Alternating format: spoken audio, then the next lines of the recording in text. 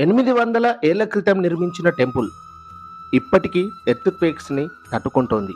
అసలు కాకతీయ ఇంజనీరింగ్ ఎంత అడ్వాన్స్డ్గా ఉండేది. ఒకప్పుడు కాకతీయ రాజులు కేవలం టెంపుల్స్ మాత్రమే కట్టలేదు, ఇంజనీరింగ్ వండర్స్ని నిర్మించారు. రామప్ప టెంపుల్, వేల స్తంభాల గుడి, ఇవన్నీ అప్పటి టెక్నాలజీకి మించి ఉన్నట్టుగా కనిపిస్తాయి. ముఖ్యంగా రామప్ప టెంపుల్లో వాడిన ఫ్లోటింగ్ బ్రిక్స్ ఇప్పటికీ ఒక మిస్టరీ లాగానే ఉన్నాయి.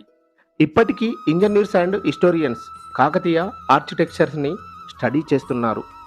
భారీ రాళ్లను అంత పర్ఫెక్ట్గా ఎలా ప్లేస్ చేశారు, సెంచరీస్ తర్వాత కూడా స్ట్రక్చర్స్ ఎలా స్ట్రాంగ్గా ఉన్నాయి అనే ప్రశ్నలకు పూర్తిగా ఆన్సర్స్ ఇంకా లేవు.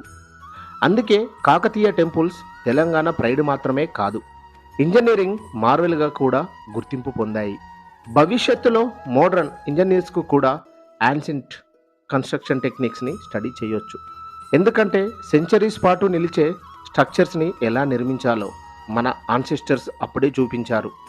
టెక్నాలజీ పెరిగిన కొన్ని యాన్షియంట్ సీక్రెట్స్ ఇంకా మిస్టరీగానే ఉన్నాయి. కాకతీయ టెంపుల్స్ కేవలం రాళ్లతో చేసిన కట్టడాలు మాత్రమే కాదు, మన ఆన్సెస్టర్స్ ఇంటెలిజెన్స్కి నిలిచిపోయే ఉదాహరణలు.